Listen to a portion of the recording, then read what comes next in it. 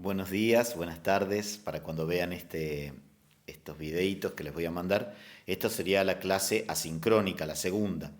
¿Se acuerdan que el otro día habíamos visto el primer encuentro que fue sincrónico, donde habíamos hablado del acceso de la persona humana a la revelación? Entonces hablamos, ¿se acuerdan? De la fe antropológica, la fe religiosa y cómo Dios a la vez se revela.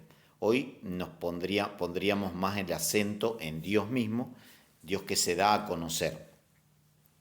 Eh, Voy a compartirles algunas reflexiones que espero que ayuden, y después cuando tengamos la nueva clase de tipo sincrónico, ahí podemos en todo caso dialogar, conversar alguna duda que pueda haber surgido, pero lanzamos el tema.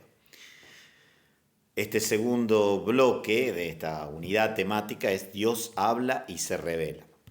Quizá cuando nosotros confesamos a Dios, los cristianos no solamente confesamos a Dios mirando la armonía del cosmos, ya solamente nos quedamos a partir del cielo, de las estrellas, de la naturaleza. Tampoco nos referimos a mitos primitivos. Algunos hermanos nuestros, compañeros de facultad, de trabajo y demás, piensan que a lo mejor la cuestión religiosa son cuestiones más mitológicas, más ya poco demostrables.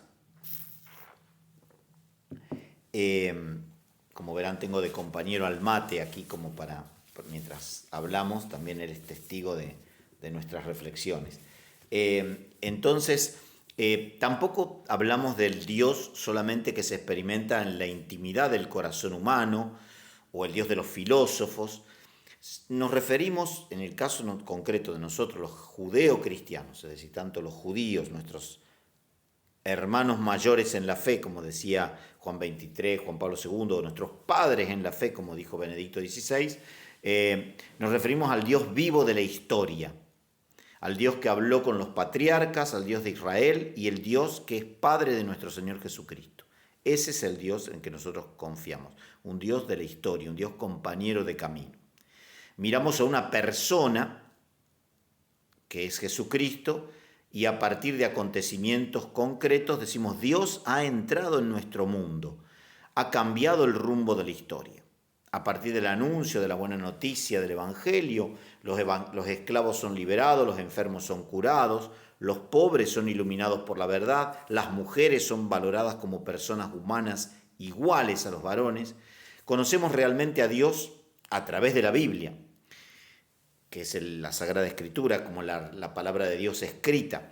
Y allí se relata la historia de Dios con los hombres y se describen las grandes obras que Dios ha hecho guiando a su pueblo.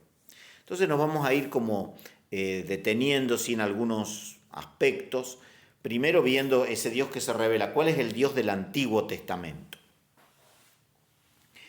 Dios se revela desde el origen del mundo por medio de la creación, y especialmente a través de la conciencia moral del hombre, de la distinción de lo que parece bien, de lo que parece mal, de su orientación en la historia.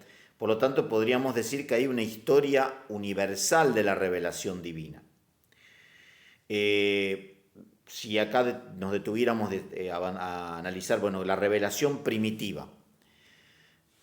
Dios se dio a conocer a nuestros primeros padres de un modo claro, de un modo explícito, y el mismo Concilio Vaticano II destacaba: queriendo abrir el camino de la salvación, Dios se manifestó personalmente ya a nuestros primeros padres, los revistió de gracia y de justicia y los invitó a vivir una íntima comunión con Él. Después de la caída, le hizo Dios a Adán y a Eva una promesa de redención y alentó en ellos la esperanza de salvación, y tuvo un incesante cuidado de todo el género humano para dar la vida eterna a todos los que buscan la salvación. Esto después, más adelante, lo vamos a profundizar, el tema de Adán, Eva, lo que significa la primer pareja humana, toda la creación, en una unidad que se llama Bajo los Árboles, ¿no? Ya después la vamos a explicar por qué ese título, de qué se trata. Pero por ahora lo anunciamos nada más. Ahora, al pasar los tiempos, los hombres no han podido olvidar esta primera revelación. como una persona no puede olvidar las fuertes impresiones que ha tenido en la adolescencia o en la juventud, te quedan grabadas. Y nosotros la encontramos a veces esta certeza de que Dios está en el origen, la encontramos a veces, aunque desfigurada y en parte corrompida, en múltiples formas, en representaciones y creencias religiosas. En todas las religiones se mezclan elementos de los misterios divinos que fueron revelados a los hombres al principio del mundo.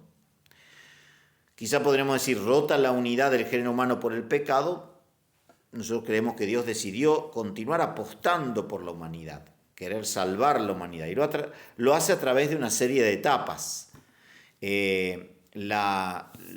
Con un género un poco icónico, con imágenes, el Antiguo Testamento nos muestra cómo se continúa con la alianza con Noé después del diluvio. ¿Y por qué? ¿Cuál sería la raíz de todo esto? Porque nosotros creemos, si tenemos en cuenta 1 Timoteo 2:4 del Nuevo Testamento, Dios quiere que todos los hombres se salven y lleguen al conocimiento de la verdad. Esos todos los hombres de los que habla 1 Timoteo, nosotros los veríamos representados en Noé, que puede considerarse como el representante de todos aquellos hombres que no conocen al Dios del Antiguo y del Nuevo Testamento. Noé es prejudío, o sea, es preabrahámico, no conocen al Dios del Antiguo y Nuevo Testamento. Y todos esos hombres, representados por Noé y que entran todos en el arca, según sus países, cada uno según su lengua, según sus clanes, y Dios le ofrece una ayuda eficaz a todos ellos. Pero, incluso acuérdense que la alianza, que aparece en Génesis 9, 16, 17, la alianza que Dios hace con Noé, dice, es una alianza eterna con todos los seres vivos. Es una alianza de la cual, si es eterna, quiere decir que Dios no va a claudicar de esa alianza que hizo. Es decir, todo el arco humano, toda la humanidad queda abarcada en esa alianza. Entonces,